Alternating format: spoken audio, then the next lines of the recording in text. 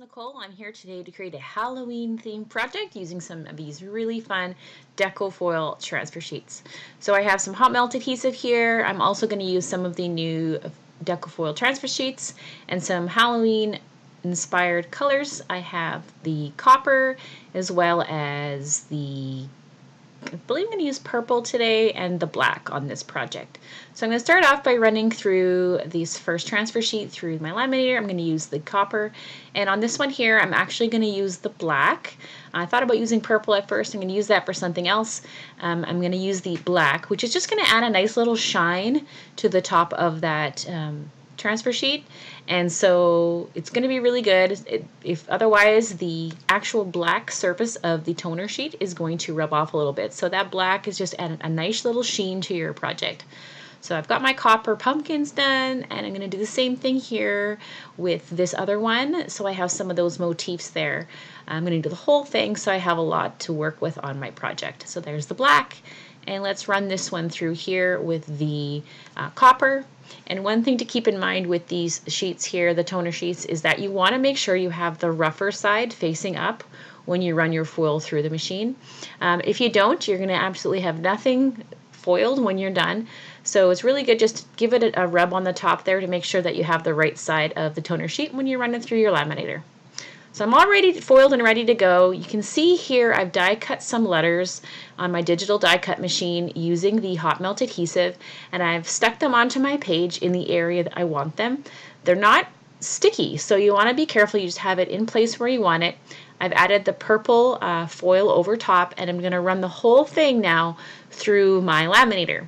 Now what's going to happen is that foil is going to stick to the top of that hot melt adhesive, and the bottom of the hot melt adhesive is going to stick right to my cardstock. So I'm going to really have two things in one. I'm going to have an adhered foiled title right where I want my project. So it looks pretty cool. I like how this font turned out. It kind of looks a little creepy, so I kind of like that. It is Halloween after all. So I did have a little extra black there from my foiling. My machine is a little dirty inside, so I'm just going to erase that off as much as I can, but I'm not worried. I'm going to fill that in later on with something else.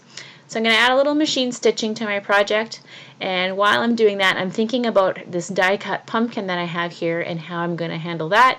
I know I want to use some of my transfer sheets to do that, and I know that this pumpkin is going to go along the left side of my page. So I'm just using my tape runner here, as you can see, to add some adhesive in behind those open spots on the eyes and the mouths of those jack-o'-lanterns. So I'm just going to go ahead and use those foiled transfer sheets we did earlier to kind of fill in those areas.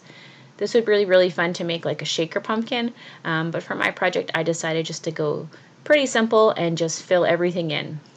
So I'm going to start off with the black, and then I'm going to use some of this copper here into the middle pumpkin, and then I'm going to go in again on the bottom area with the black again. And you can see, because you add that adhesive right to the back of your die cut, you can just stick it right in place onto the transfer sheet wherever you want it, and then just trim it around. You don't have to be finicky at all. It's quite forgiving. If you want to kind of pick where you want to have your items stick in, you can cut off a little chunk like this and just stick it right in place anywhere you want. So you don't really waste a lot. You kind of get a really big bang for your buck. You can stretch your supplies out very well with this, and I have lots left over for later on. So now I'm going to add some foam squares here behind my die cut. That's going to give me a lot of nice dimension and really good pop off the page when I put this on my background. And again, you can make this into a bit of a shaker if you filled those foam squares in around those open areas, and you could put some sequins or some seed beads or something like that in there. That would look super fun too. So look at that, I have a really cool die cut. So I'm going to go ahead now, add some Halloween photos I have and some Halloween-y pattern paper just to kind of get some things going here on my project. And I always use these foam adhesive in behind my photos. It just makes things pop just a little bit more.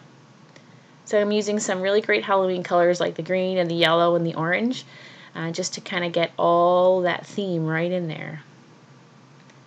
Okay, so I'm going to pop these here, and then I'm going to go ahead and just take all that foam adhesive off the back of my pumpkins. And yes, it's a lot of adhesive, but it's going to be worth it in the end. And I use a little, sometimes some of them get a little bit stuck, so I just use my paper piercer here just to help me, because I don't have great fingernails, to lift that paper backing off. And then I'm going to have a nice, huge, pop dotted die cut shape with just a few little hints of the foil in behind. Kind of makes for a nice glittery effect, which I think Halloween should have some glitter. Alright, so I'm going to get that in place. I'm going to kind of tuck that in behind my photo a little bit. And so I already have my title, so now at this point I really just want to embellish my page, so that's where the rest of these foiled items come in handy. So I'm just going to use my scissors here and do a bit of fussy cutting. I know I want to have some more pumpkins here along the other side of my title, so I'm going to fussy cut a few of those out of here. And I have a lot left for another project later on. I won't even use a third of that transfer sheet, but now I have it all ready to go for another project. And you could certainly do a lot less if you wanted, but if you're going to foil something, you might as well go all in. So I'm going to do the same thing with the one that we foiled with the black foil. I'm going to cut out some of these really cute bats that are on this transfer, as well as some spider webs. And I think I'll end up doing a witch's hat too. I think will be fun. And I'm just going to use that in amongst my title to kind of add a little bit of interest. The spider webs are really cool to kind of fill in some of those gaps on the page. So I know I'm going to cut a whole bunch of those and kind of get those scattered in and amongst my title area. The hardest part is really just deciding what items from that icon sheet that you're going to cut out. There's so many different fun shapes that are perfectly themed for Halloween, so just picking where I want to cut them out and where I want to place them is really the hardest thing. So now I have quite a few things going. I decided to do some bats up in the top corner. I really do like that spider web. I think the pumpkins will look good down here.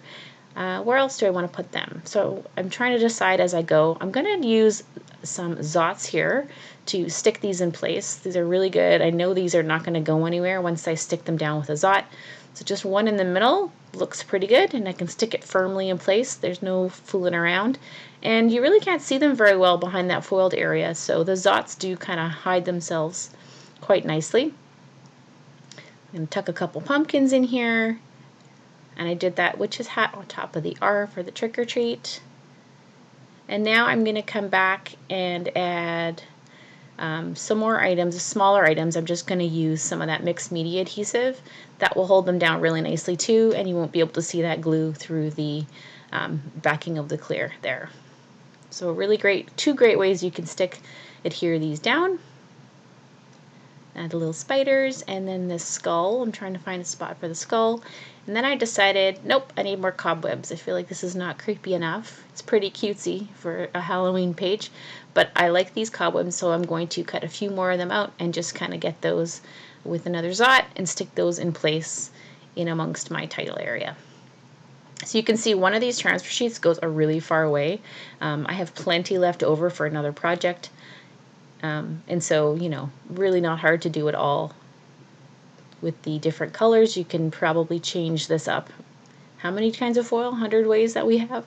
So you could make it any kinds of way depending on what kind of photos you have for your project.